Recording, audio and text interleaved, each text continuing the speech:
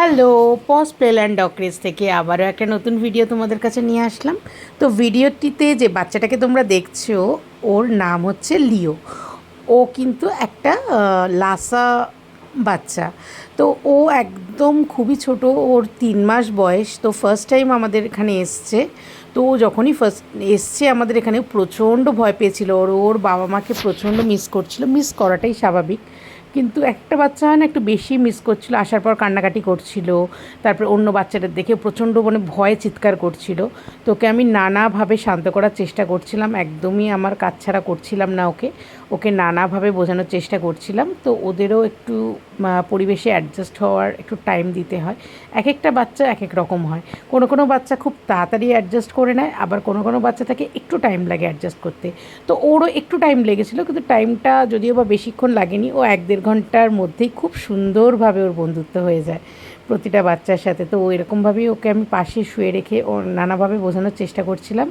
ওকে মাথায় হাত বুলিয়ে ওকে একটু রিল্যাক্স করার চেষ্টা করছিলাম, বা ওকে একটু বাড়ির লোককেও যাতে বুঝতে পারেন এখানে কদিনের জন্য ঘুরতে এসছে, ওর যাতে সেই ফিলটা না হয় যে না ও কোথায় এসছে বা কেমন বাড়ির লোককে ছেড়ে ওর একটা মন খারাপ, সেটাকে যতটা আমি পারছি ভুলিয়ে রাখার চেষ্টা করছি। তা তোমরা ভিডিওর ক্লিপিংগুলোর মধ্যেই দেখতে পাবে যে কত সুন্দরভাবে বাচ্চাটা এরপরে অন্যান্য বাচ্চাদের সাথে খেলছে, অন্যান্য বাচ্চাদের সাথে মিশে গেছে।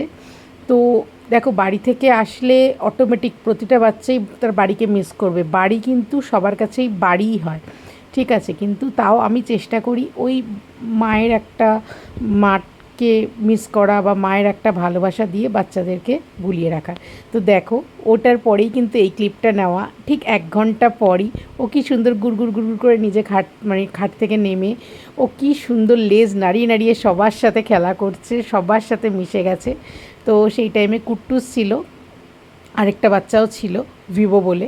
তো ওর থেকে কিন্তু সাইজে বয়সে দুজনেই বড়। তো প্রচণ্ডভাবে চিৎকার করছে, ভৌ ভৌ ভৌ ভৌ করে এদিক ওদিক টুকটুক টুকটুক করে ঘুরে বেড়াচ্ছে। কে বলবে কিছুক্ষণ আগে এই বাচ্চাটা এরকমভাবে ভয় পেয়েছিল। তো ওকে কিন্তু খাইয়ে দিতে হয়, মুখের সামনে পাখি পাখি। তো ওর বাবা মা খুব টেনশানে ছিল যে ওকে খাইয়ে দিলে ও যদি না খাওয়ার চান্সেসটাই ওর বেশি, ও খুব মিস করবে। তো স্বাভাবিক, বাবা মায়ের টেনশান হওয়াটাই স্বাভাবিক।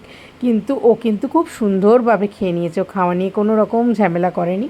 দেখো, মন খারাপ হবে সেটা তো স্বাভাবিক, কিন্তু একটা বাচ্চাকে যখন বাচ্চাটা আমাদের কাছে আসে, আমার ফার্স্ট প্রায়োরিটি থাকে কত তাড়াতাড়ি বাচ্চাটা আমার কাছে এসে আমার সাথে খুব ভালোভাবে মিশে যাবে বা অন্যান্য বাচ্চাদের সাথে মিশে যাবে।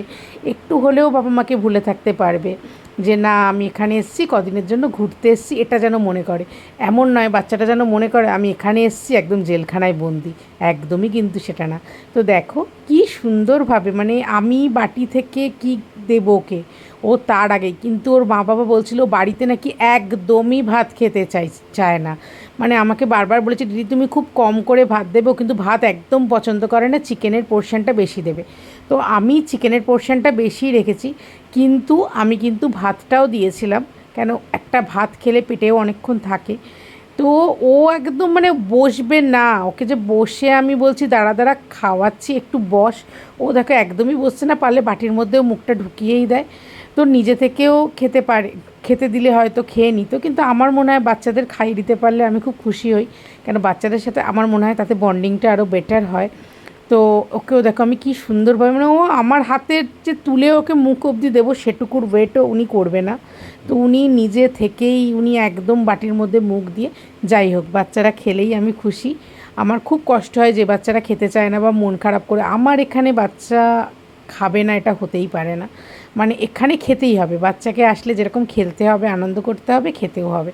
তো আমি যে বাচ্চার পেরেন্টসরা বলে দিদি আমার বাচ্চাকে খাইয়ে দিতে হয়, তুমি খাইয়ে দেবে তো, কোনো প্রবলেম নেই, তো আমি খুব খুশি হই, বিশ্বাস করো, কেন আমি খাইয়ে দিতে খুব ভালোবাসি।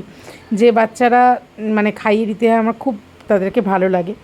তো আমাদের এখানে কিন্তু নমিনাল দেখবে যে গ্রুমিংগুলো হয় নর্মাল সিটজুল আসার ক্ষেত্রে বা যে কোনো এরকম লং কোটের বাচ্চাদের ক্ষেত্রে কিন্তু গ্রুমিংটা খুবই ম্যান্ডেটারি।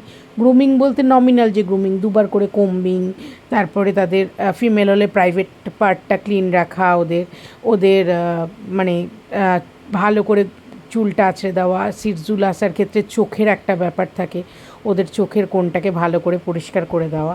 বাট আফটার মানে টয়লেট করার পর আমি প্রতিটা বাচ্চারে কিন্তু ওয়াইপস দিয়ে প্রাইভেট এরিয়াগুলোকে ভালো করে ক্লিন রেখে দিই। কেন ক্লিন বা বাচ্চারা যখন ঘুরে ঘরে আসে আমি পজগুলোকে ভালো করে ক্লিন করে দিই। কেন ক্লিন রাখলে আমার বাড়িটাও যেরকম ক্লিন থাকবে, প্লাস আমার বাচ্চাদের কিন্তু মানে হেলথটাও কিন্তু ক্লিন থাকবে। তো আমি আমার বাচ্চাকে ঠিক যেরকমভাবে যত্ন করি, আমার এখানে যেসব বাচ্চারা আসে আমি ঠিক তাদেরকে সেরকমভাবেই যত্ন করি। সেই ক্ষেত্রে কিছু কিছু জিনিস আমি পেরেন্টসদের থেকে চেয়ে নিই, যে জিনিস বলতে কিছুই না, নিজের বাচ্চার যে কোমটা থাকে সেটাকে চাই, আর যে টাওয়েলটা থাকে সেটাকে চাই।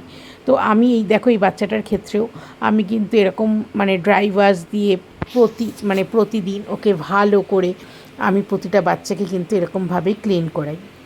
তো খুব সুন্দর কোঅপারেট করেছে, ভালো করে এরকম ক্লিন করিয়ে। আর সিরজুল আসার ক্ষেত্রে কী হয়, একটু কোমটাকে ধরে ধরে ধরে ধরে করাতে হয়, যাতে ওদের কোনোভাবেই ব্যথা না লাগে। ব্যথা লাগলে কিন্তু ওরা আর তোমাকে করাতে দেবে না।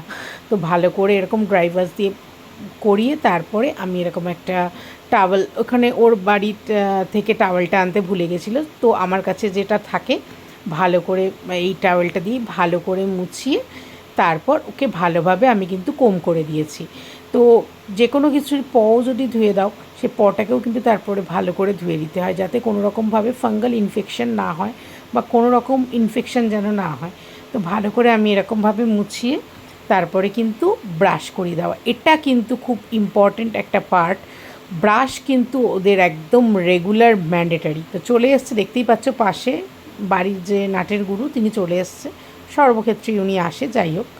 তো একদম খুব সুন্দরভাবে ওদের ট্যাঙ্গলগুলো যেগুলো থাকে হেয়ার, ওগুলোও ছেড়ে যাবে, প্লাস ওদের যাতে ব্যথা না লাগে সেদিকে কিন্তু খেয়াল রাখতে হবে একদমই। সিরজুল আসাদের তো কোম্বিংটা ম্যান্ডেটারি, নাহলে কিন্তু ওদের খুব বাজেভাবে ট্যাঙ্গেল পড়ে যায়। তো এরকমভাবে তার মধ্যে তো চলেই ওদের চুমু খাওয়া, ওদের আদর করা, এগুলো তো ম্যান্ডেটারি, এগুলো হচ্ছে ওদের এক্সট্রা বোনাস। আর এগুলো না করলে তো ইনি হচ্ছেন, তো নাম হচ্ছে লিও। আজকে লিও চলে যাচ্ছে। সার্ভিস ভালো লেগেছে তো আমাদের? ফটো ভিডিও আপডেট পেতে? হ্যাঁ একদম। ঠিক আছে। ও খুব ছোট, খুব ভয় পাচ্ছিল, যে ওর বাবা মাও স্বাভাবিক, ভয় পাওয়াটাই স্বাভাবিক। তো ও খুব প্রথমে একটু ভয় ভয় পাচ্ছিল, তারপরে ও এত সুন্দর অ্যাডজাস্ট করে নিয়েছে। ঠিক আছে লিও, টাটা টাটা, আবার দেখা হবে, টাটা টাটা।